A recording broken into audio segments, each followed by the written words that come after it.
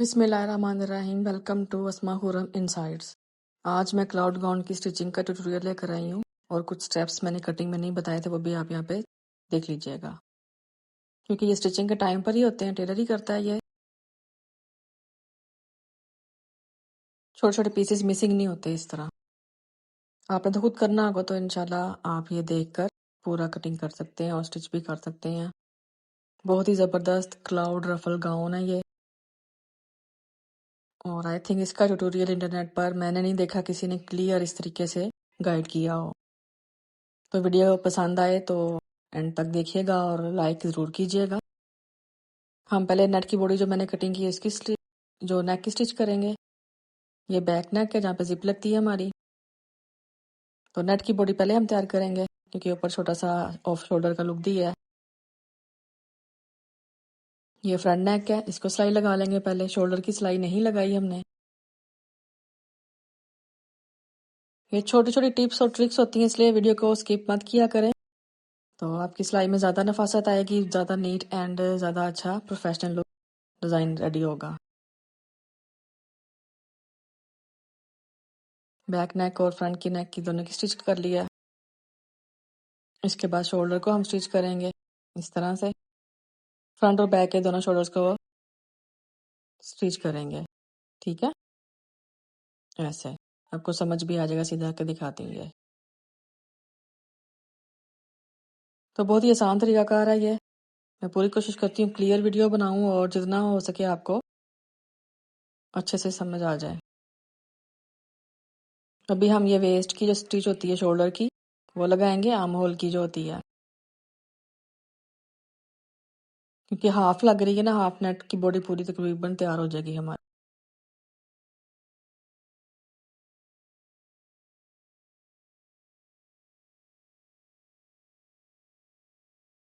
ये हमारी नेट की बॉडी रेडी है। अभी इसको सीधा कर लेंगे। सीधा करके आयरन ज़रूर कर लें। नेट है, इसको ध्यान से आपने कोई कपड़ा ऊपर आके आयरन करना है, अगर आपके पास स्टीम आयरन नहीं है तो। और धागे सारे अच्छे से कट करने, ट्रिम करने, ताकि बिल्कुल नीट इसका लुक आए, क्योंकि अगर धागे कट नहीं किए होंगे वो फिर बाद में अंदर से बुरे लगेंगे। तो आपने अच्छे से कटिंग करनी है नीट, और धागे भी अच्छे से कट करने हैं। उसके बाद जब आयरन करते हुए आपको कोई भी धागा एक्स्ट्रा नजर आए तो आप कट कर सकते हैं, ठीक है। मैं आयरन करते तो नहीं दिखा रही, लेकिन मैं आयरन करके आपको बाद में लगाऊंगी, अभी तो आप देख लीजिएगा, क्योंकि आयरन ज़रूरी होती है, इससे ज़्यादा नीट आता है सिलाई में। ये शोल्डर की सिलाई लगाते हुए हमने ऊपर के शोल्डर तो रेडी कर लिए थे, हम बॉडी रखेंगे फ्रंट के साथ। ये फ्रंट रेडी होगा पहले इस तरह से, और ये भी गुम सिलाई में सारा रेडी हो जाएगा, क्योंकि अगर ऊपर हम लगाते तो वो फिर अच्छा ही लगता, और सिलाई अगर उधर जाए तो वो बहुत ज़्यादा बुरा लगता है। इस तरह से बहुत अच्छा और प्रोफेशनल लुक स्टिच होता है। तो आपने भी सेम ही स्टिच इसी तरीके से करना है। अभी सीधा करके मैं आपको दिखाती हूँ, देखिए कितना प्यारा लग रहा है। अभी बैक की भी हम बॉडी साथ जोड़ लेंगे।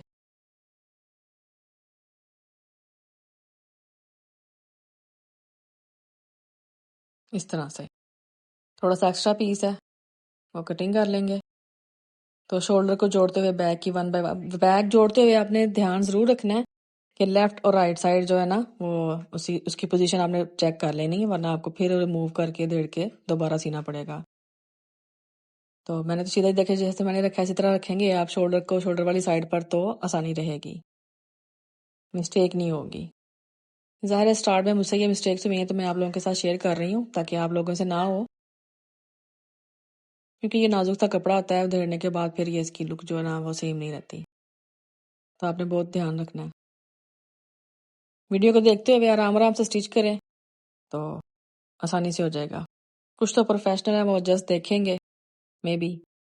तो आप अगर ये डिज़ाइन बनाएं तो मुझे ज़रूर बताइएगा कमेंट में कि आपको कैसा लगा, वीडियो कैसी लगी और ट्यूटोरियल की समझ आई। अच्छा, गुम जिप लगाते हैं मोस्टली, तो ये करती हैं कि सारी वो सिलाई गुम करके पहले जिप नीचे लगा देती हैं, लेकिन मैं ऐसे नहीं करती। मैं जिप भी गुम ही लगाती हूँ, तो इस तरीके से अच्छी लगती है। आपने देखा होगा जो रेडीमेड कपड़े होते हैं हम बाजारों में, उस पर भी इसी तरह से लगती हैं। तो आप जब घर में स्टिच करेंगे तो कोई भी नहीं जज कर सकता कि आपने बाजार से लिया या खुद लिया स्टिच किया है। तो वो भी टेलर ही सीते हैं, इंसान ही होते हैं हमारी तरह। आप सीखेंगे तो आप भी सी लेंगे ऐसे, और बहुत ज़्यादा अच्छा काम हो जाएगा। और हैंडवर्क में जैसे सिखाती हैं वो भी साथ साथ ट्राई किया करें इन डिज़ाइंस पे, सिंपल फ्रॉक्स पर, उससे लुक बहुत ज़बरदस्त आता है। जैसा कि ये फ्रॉक इतना हालांकि हैवी है, लेकिन फिर भी मैंने इसकी बॉडी पर थोड़ा सा हैंडवर्क किया है।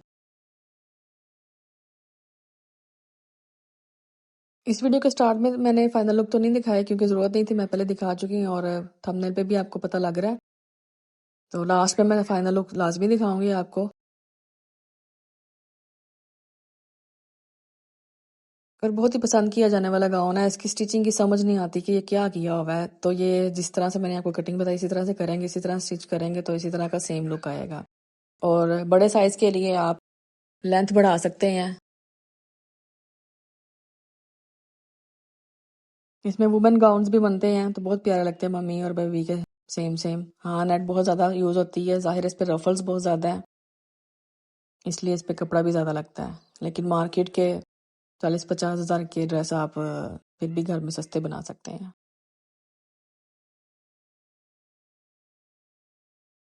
और आप यहाँ से सीखें, आप बनाएंगे तो सेल भी कर सकते हैं ऑनलाइन।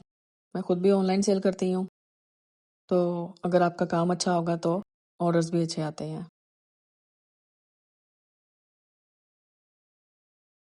ज़रूरी नहीं है आपने अपनी बेबी का बनाना है, आप इसको सेल भी बना के, अगर कोई प्रोफेशनल भी इस फील्ड को करना चाहता है तो वो चूज़ कर सकता है। ले जी, हमारी फिटिंग की स्टिचिंग भी हो गई है और जिप भी लग गई है बातों बातों में। इसके एक्स्ट्रा पीस हम कटिंग कर लेंगे, पहले सिलाई लगा लेंगे चारों तरफ ताकि इनर खिसके नहीं, और एक्स्ट्रा पीसेस कटिंग कर लेंगे। अब हम रफल्स लगा रहे हैं, जो राउंड कटिंग किए थे हमने 6, उसको रफल्स हम लगाएंगे। रफल्स मैंने पहले तैयार कर लिए और इसका तरीका भी मैंने शेयर किया है, तो आप मेरी वो वीडियो देख लीजिएगा, मैं लिंक शेयर कर दूंगी डिस्क्रिप्शन में भी और यहाँ भी। तो आप वो लिंक देखकर इस तरह रफल्स जो आम मशीन से आसानी से जल्दी बना सकते हैं। ये मैंने 6 राउंड्स बना लिए हैं, रफल्स भी लगा लिए हैं। अभी रफल्स को लगाने का तरीका है, इसको थोड़ा सा ऐसे बेंड करेंगे, थोड़ा सा ऊपर से, और जैसे हमने फ्रिल रेडी करनी तो इस तरह से करेंगे। चुनर नहीं डालनी इसमें, हमने जस्ट इसको सिलाई लगानी ताकि ये हमारी सिलाई इस तरह से बैठ जाए और आसानी हो हमें लगाने में।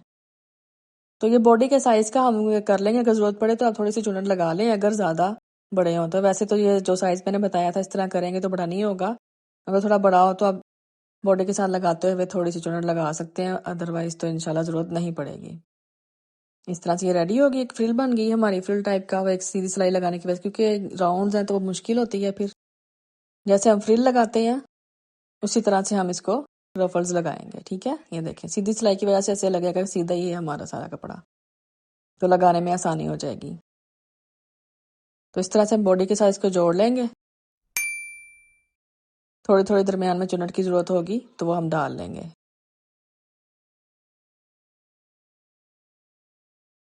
उससे मजीद ये बबल गाउन और क्लाउड की ये लुक आती है, क्योंकि ज़्यादा साथ साथ हो जाते हैं ये राउंड्स। कम लगाने से वो इतना अच्छा डिज़ाइन नहीं आता। राउंड चाहे तो हम 4 भी लगा सकते हैं, 5 भी, लेकिन 6 राउंड्स 1 ईयर को बहुत ज़बरदस्त लुक देता है। ये देखें हमारा कितना भी फ्लफी हो गया। इसके बाद ये लेयर हम ज़रूर लगाएंगे ताकि सारा अच्छा सा हो जाए।